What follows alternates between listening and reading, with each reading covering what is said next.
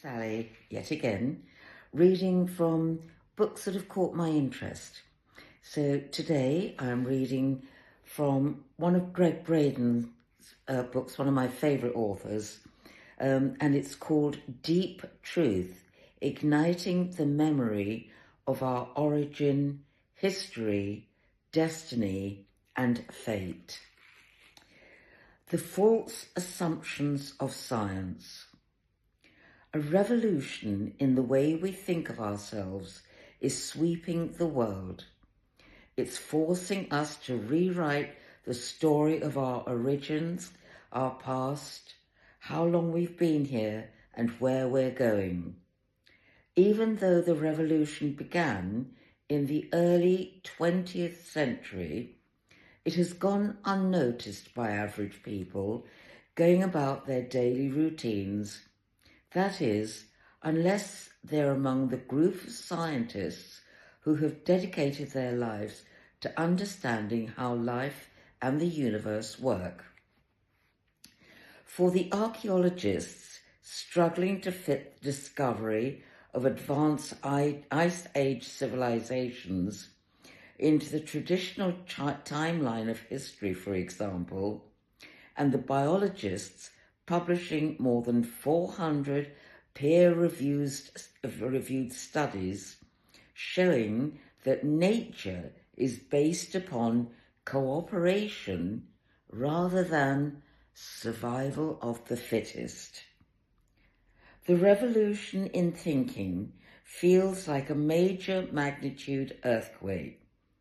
It registers off the scale of new ideas as it levels some of the most cherished beliefs of conventional science. In its wake is left a wide swathe of outdated teachings demanding the re-evaluation of long-held traditions and destroying the legacy of entire careers. The reason? Discoveries have shown that many of the scientific facts we've trusted for centuries to explain the universe and our role in it are flawed. An obsolete paradigm of the universe and our relationship to it was based upon a series of scientific assumptions, false assumptions, that can no longer be taught as fact in light of new evidence. Examples of these include the following. False assumption 1. Civilization is approximately 5,000 to 5,500 years old. False assumption 2. Nature is based upon survival of the fittest. False assumption 3. Random events of evolution explain human origins. False assumption 4. Consciousness is separate from our physical world. False assumption 5. The space between things is empty.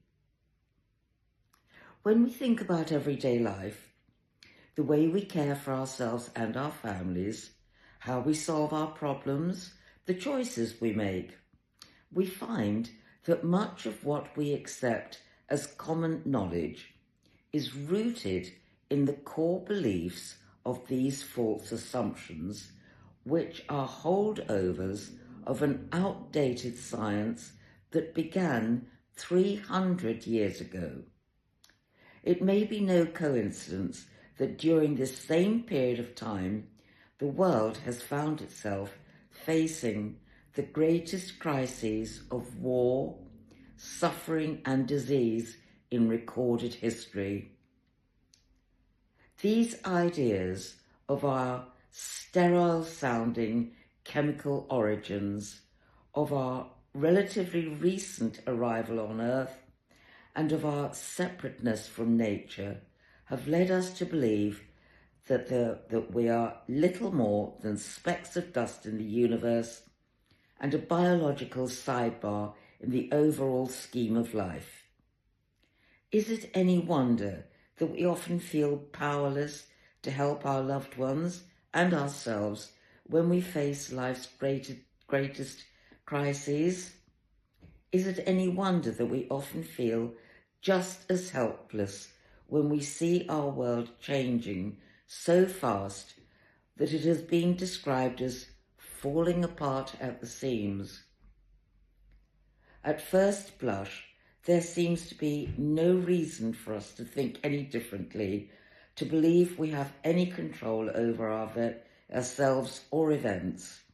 After all, there's nothing in our traditional textbooks or traditional way of seeing the world that allows for anything else.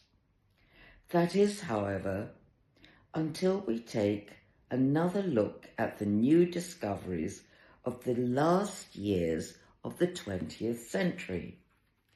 Although the results of paradigm-shattering research have been published in leading technical journals, they often shared in the complex language of science, masking the power of their meaning from a non-scientific person. Average, non-scientific, non-technical people don't feel the impact of the new discoveries because they're being left out of the conversation, and that's where our revolution comes in. Rather than following the first 3 centuries of scientific imagery portraying us as insignificant beings that originated through a miraculous series of biological flukes and then survived